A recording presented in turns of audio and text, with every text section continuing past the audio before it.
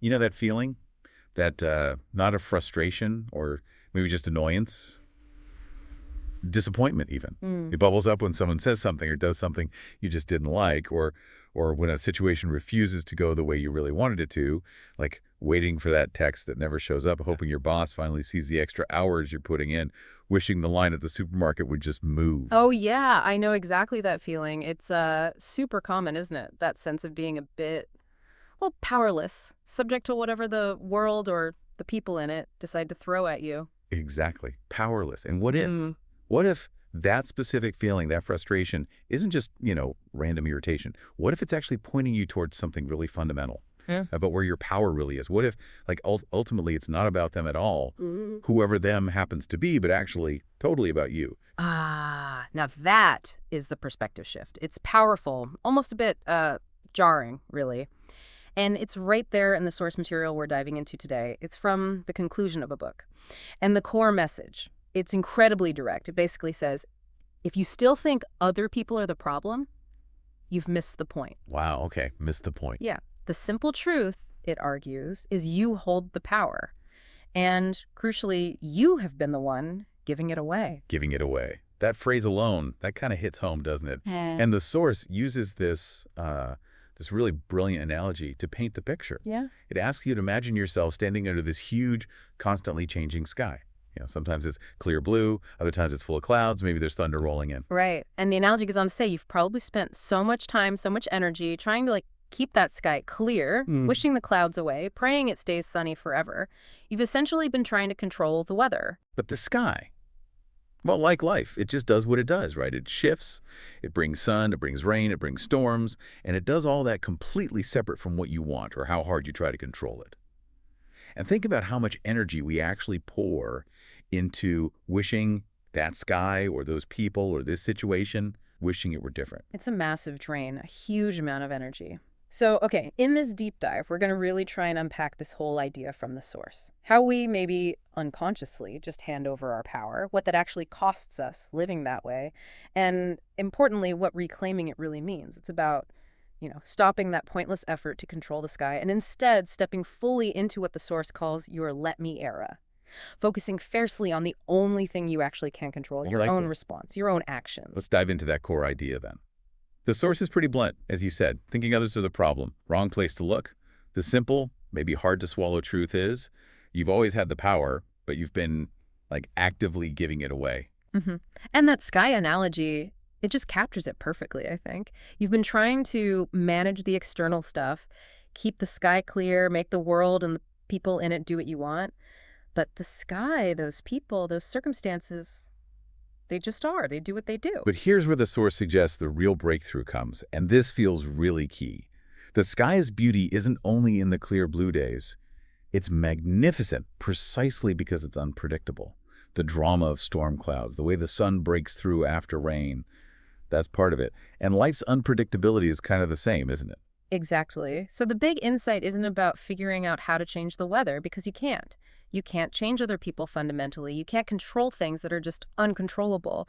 The really profound shift comes when you realize you absolutely can change how that weather affects you, how you choose to navigate under it. Right. Like you can get caught in the rain and just stand there miserable. Right. Or you could grab an umbrella. Or maybe even, I don't know, to decide to dance in it. You could chase the sun somewhere else. The people and the situations in your life, they're like that weather. You can't ever control what they think, what they say, whether they decide to love you back, or how long that grocery line takes. Ever.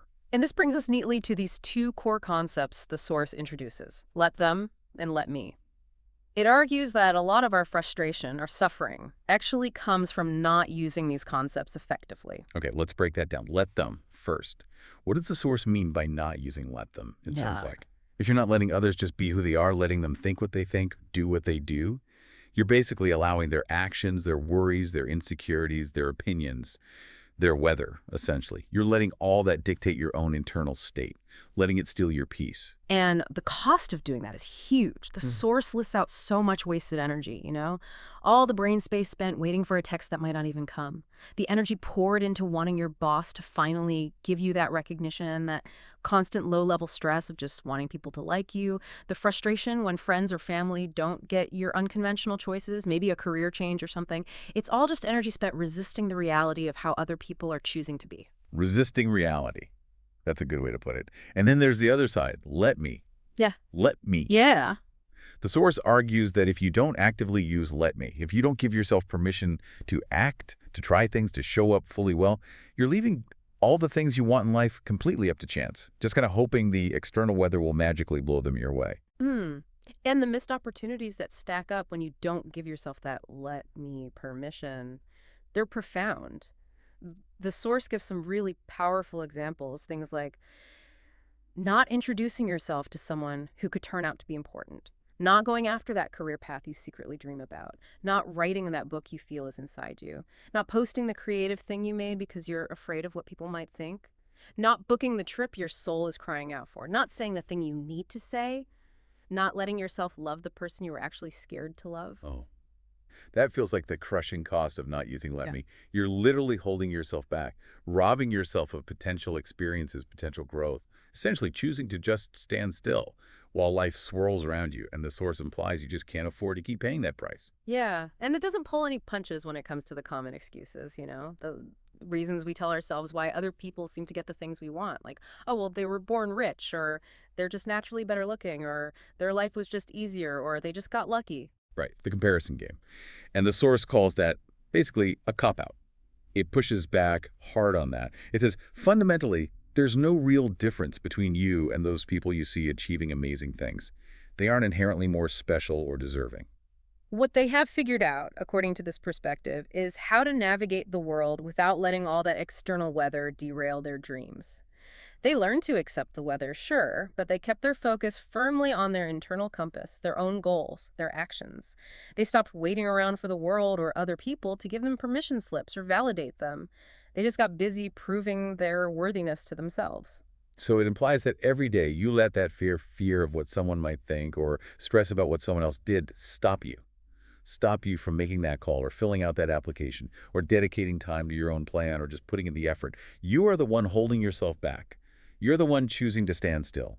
Which brings us right to the practical stuff. What does taking back this power actually look like? Shifting focus from them to me in daily life. Okay, yeah. What does it look like? Well, it looks like redirecting all that wasted energy. For starters, instead of agonizing over tiny things you absolutely cannot control, you deliberately decide, nope, not giving that brain space anymore. And it means recognizing that fear, the fear of what people might think, and deciding that going after your dreams boldly is actually more important than some hypothetical opinions. You stop letting that fear paralyze you. It's also about changing how you handle relationships, isn't it? Instead of constantly tiptoeing around everyone else's feelings, trying to manage their reactions, you learn to fiercely protect your own peace, your own emotional well-being first. Yeah, and if seeing someone else succeed currently makes you feel devastated or just less than, taking your power back means consciously using that flicker of feeling as fuel. Fuel to just get to work on your own path instead of getting bogged down dwelling on theirs. Okay, that's a powerful reframe. It also means realizing your social life, your friendships. They aren't someone else's job to create or maintain for you.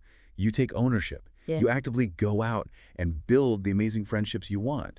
And it's that really profound, maybe simplifying acceptance that you just cannot change other adults, period. You let them be who they are instead of pouring endless energy into trying to mold them into who you wish they were. Which connects to the next point too, right? Recognizing you can't rescue people. You can't do their healing work for them. You have to let others heal how they need to heal.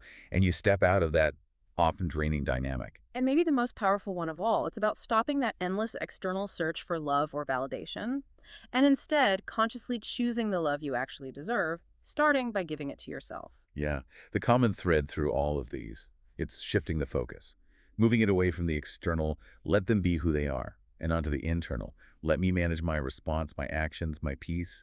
It really is, like the source says, about reclaiming your power and reclaiming your life. And the source positions this let them theory, that deep acceptance that you can't control the external, that others will just be who they are, not as some cynical giving up, but as the absolutely essential key to taking back your power. It's like the necessary first step before you can truly focus on let me. Okay. And this leads into a concept that, well, it can sound a bit harsh at first glance, maybe, but the source frames it as incredibly liberating. It's the idea of responsibility.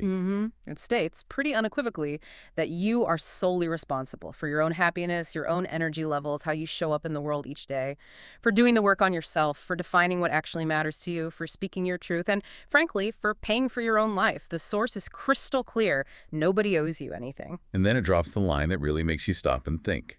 If you're not where you want to be, the great news is it's all your fault. Oof. Yeah, that lands with a bit of a thud, doesn't it? But immediately, and this is crucial, the source follows up with the even better news, which is the very second you decide to, you can change it. So it's not about blame as like condemnation. It's framing responsibility as a form of absolute liberation. How incredibly freeing is that, though, to really grasp that? Yeah. That other people can say whatever they want, do whatever they want. They can doubt you, criticize you, misunderstand you, even go off and achieve the exact things you wanted for yourself. And you can choose to remain fundamentally okay, unbothered at your core. Because you are in control. You control what you think about it. You control what you say in response, or if you even say anything at all. You control what you do next. And, maybe most importantly, you control where you choose to invest your precious time and energy.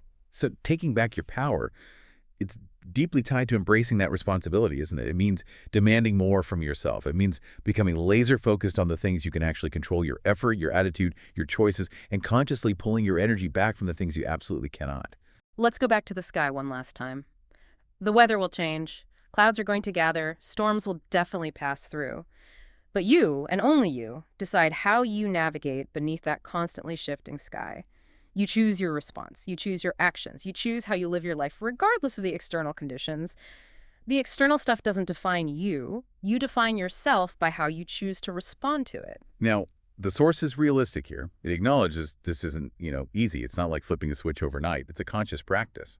But the moment you commit to taking that power back, your goals, whether that's the career, the partner, the friendships, or just finding daily peace, they shift. They move from being at the mercy of other people or random circumstances to being squarely, firmly in your control. And that is the real invitation. To step into that let me era, it means turning that focus inward, turning that energy inward, demanding more of yourself than you demand from the world or from other people. And the source gives some really inspiring examples of what this actually sounds like in action. Yeah, it sounds like, let me get started. Let me take a risk. Let me write the book. Let me be honest about what I really want. Let me get in the best shape of my life. Let me apply for that dream job. Let me stop giving my love to people who clearly don't want me back. Let me create a better life. A life that makes me proud, a life that makes me happy, a life where I use my precious energy to enjoy every single moment I possibly can. See, those aren't passive wishes, are they? They're declarations. Declarations of self-directed action. And the final point the source really hammers home is this powerful reminder. You have always had control. You have always been in charge. You have always had the power. The shift isn't gaining something new. It's consciously choosing to take back what was already yours. So wrapping up this deep dive, that frustration we feel with other people, it often comes from a misplaced focus, from trying to control the external weather, trying to let them happen our way. But the real path to freedom and actually achieving what you want lies in mastering your own response and your own actions. It lies in let me. You are the one in charge. You really do have the power. And the source ends with this really quite beautiful passage. It talks about believing in your big dream, however crazy, unlikely, or silly it may seem. And it makes this offer. It says, if you don't quite have that belief in yourself yet, it offers its own belief, saying, let me believe in you. So maybe consider this thought as we leave you today. If that belief is there now, maybe sparked from inside you by these ideas, or maybe just offered to you through them, what is the very first, maybe smallest, most concrete let me step you could possibly take today towards that big dream? What's the one action you can choose to control right now?